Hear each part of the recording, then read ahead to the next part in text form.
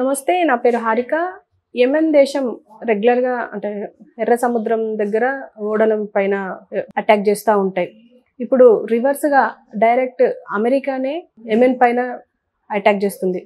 So దీన్ని effects ఎలా ఉంటాయి అనేది మనతో పాటు విశ్లేషించడానికి సీనియర్ జర్నలిస్ట్ దాము బాలాజీ ఉన్నారు. అని అడిగి తెలుసుకుందాం. నమస్తే సార్. నమస్తే సార్, ఇప్పుడు యెమెన్ ఓడలు పైన అమెరికా దాడి చేస్తుంది.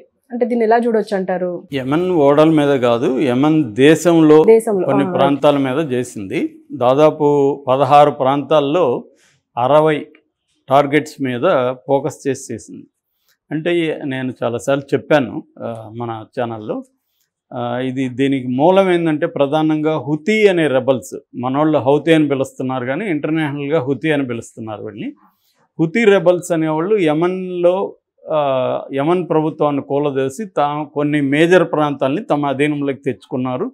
వీళ్ళు సౌదీ అరేబియాకి వ్యతిరేకంగా ఉంటారు. అక్కడ ఏంటంటే సౌదీ అరేబియా, బహ్రెయిన్ లాంటి దేశాలు అమెరికా కూటమితో ఉంటాయి. ఇటు ఇజ్రాయెల్తో కూడా సౌదీ అరేబియా నార్మలైజేషన్ ప్యాక్ట్ అంటారు, అటువంటి ఒప్పందాలను కూడా చేసుకుంది. దానికి వ్యతిరేకంగా పాలస్తీన్కి మద్దతుగా ఇరాన్ బలంగా ఉంటుంది.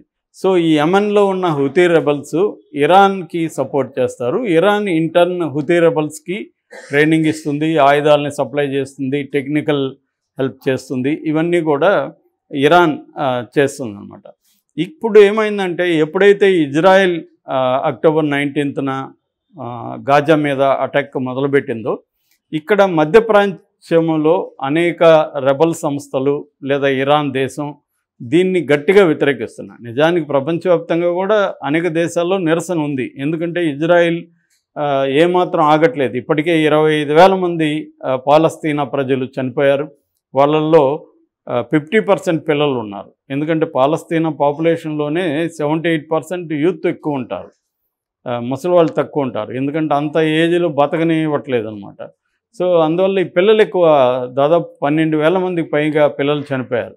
సో వీళ్ళందరూ తీవ్రవాదులు కాదు కదా వీళ్ళు చెప్తున్నట్టుగా. ఇజ్రాయిల్ ఓన్లీ హమస్ తీవ్రవాదుల్ని ఏరవేత పేరుతో మామూలు ప్రజల్ని ఊచకోత వస్తుంది. దీన్ని ప్రపంచవ్యాప్తంగా వ్యతిరేకిస్తున్నా కూడా అమెరికా సపోర్ట్ చేస్తుంది కాబట్టి ఇజ్రాయెల్ కూడా కేర్ చేయట్లేదు. సో ఈ కాంటెక్స్ట్లో పాలస్తీనాకు మద్దతుగా హుతీ రెబల్స్ ఏం చేస్తున్నారంటే, అక్కడున్న ఎర్ర సముద్రం ఈ యెమెన్కి దగ్గరలో వెళ్తుంది. సో ఆ ఎర్ర సముద్రంలో నౌకలు యూరోప్కి ఏషియాకి మధ్య అది వాణిజ్య మార్గం అన్నమాట. ఎక్కువ కార్గో షిప్స్ దాదాపు 27 నౌకల మీద గత కొంతకాలంలో వాళ్ళు అటాక్స్ చేశారు. అంటే వాళ్ళు చెప్పేది ఏంటంటే, మేము ఈ ఇజ్రాయెల్కి వ్యతిరేకంగా ఉన్నాము, పాలస్తీనాకి అనుకూలంగా ఉన్నాము. ఎందుకంటే పాలస్తీనా ప్రజల్ని ఊచకోతకు వస్తూ ఉంటే ప్రపంచం అంతా కూడా సపోర్ట్ చేస్తుంది. ముఖ్యంగా అమెరికా, బ్రిటన్ కొన్ని దేశాలు సపోర్ట్ చేస్తున్నాయి. కాబట్టి ఇజ్రాయెల్ని సపోర్ట్ చేసే దేశాలు ఇజ్రాయెల్తో సంబంధం ఉన్న నౌకల మీద మేము దాడులు చేస్తున్నాం అనేది ప్రధానంగా చెప్తుంది. ఒక్కొక్కసారి వాళ్ళకి మిస్ఇన్ఫర్మేషన్ ఉండి కావచ్చు, లేకపోతే కన్ఫ్యూజన్ ఉండి కావచ్చు, వేరే నౌకల మీద కూడా దాడులు చేసిన సందర్భం ఉంది.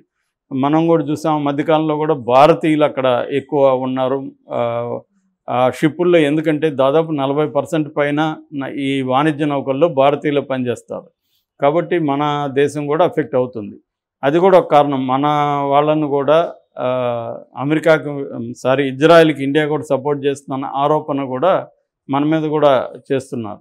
మొన్న వచ్చిన మాల్దీవ్స్ గొడవలో కూడా ఈ ఆస్పెక్ట్ ఉంది. అంటే మాల్దీవ్స్ కూడా ముస్లిం కంట్రీ, అక్కడ ఇప్పుడు కొత్త పార్టీ అధికారంలోకి వచ్చింది.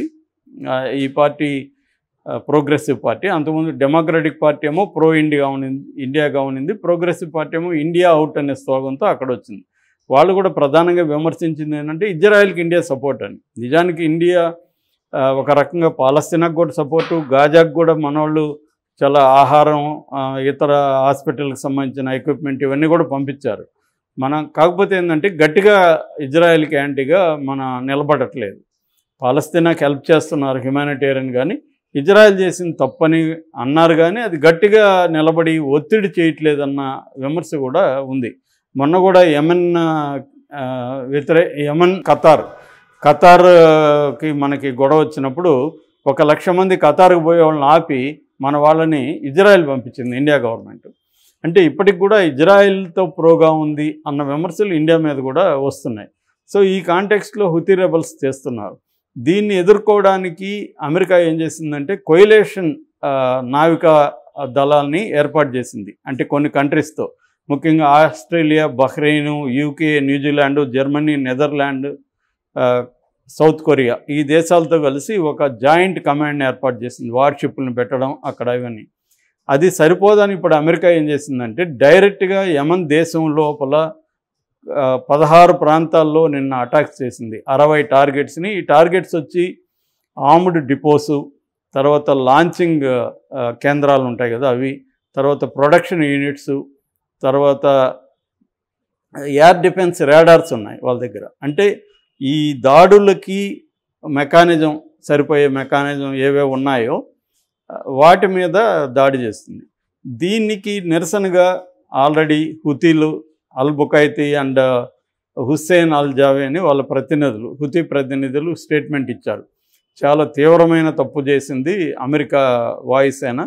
సో దీనికి మేము ఇంకా రెట్టించిన దీంతో వస్తాము, అటాక్ చేస్తాము అని చేస్తున్నారు. సో ఇది ఏంటంటే ఒక డేంజరస్ అని చెప్పచ్చు ఇప్పుడు ఇక్కడ జరిగేది. మనం చాలామంది అనుకోవచ్చు మనకేంటి ఎక్కడో జరుగుతుంది అని, కానీ ఇక్కడ ఏంటంటే దీనివల్ల మొత్తం దిగుమతులు అన్నీ కూడా రేట్లు పెరిగిపోతాయి. ఆయిల్ రేటు పెరిగిపోతుంది. ఇప్పటికే కొన్ని సంస్థలు ఉత్పత్తిని కూడా ఆపేసాయి. ఫర్ ఎగ్జాంపుల్ మన టెస్లా, బెర్లిన్లో టెస్లా కార్ల, ఎలక్ట్రిక్ కార్ల కంపెనీ ఉంది. సంవత్సరానికి 2,50,000 కార్లను ఉత్పత్తి చేస్తుంది. వాళ్ళు ఇప్పుడు ఉత్పత్తిని ఆపేశారు. సో రేపొద్దున టెస్లా కార్లు మనం కొనాలంటే రేట్లు పెరిగిపోతాయి. అలాగా ఆయిల్ కావచ్చు మన దేశానికి కూడా అక్కడి నుంచి వస్తుంటాయి. ఇవన్నీ ఏంటంటే వాళ్ళకి ఇన్సూరెన్సులు పెరిగిపోయినాయి. దీనివల్ల డ్యామేజ్ కాస్ట్ పెరిగిపోయింది. రెండోది ఇప్పుడు ఇదైతే దగ్గర దారి ఏషియాకి, యూరోప్ నుంచి. ఇప్పుడు ఆఫ్రికా నుంచి చుట్టుకొని రావాలి.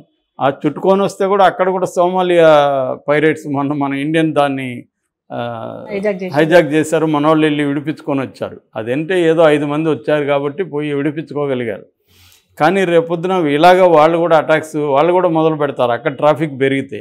సో ఇలాగా రెండవది ఏంటంటే చుట్టుకొని రావడం వల్ల దాని మీద కాస్ట్ పెరుగుతుంది, డేస్ పెరుగుతాయి. దాదాపు 12 రోజులు ఎంతో పెరుగుతుంది ఆ డేస్. సో ఇందువల్ల ఏముందంటే ప్రపంచ వాణిజ్యం మీద దీని ఎఫెక్ట్ పడుతుంది. దానివల్ల రేట్లు పెరుగుతాయి ఒక అంశం.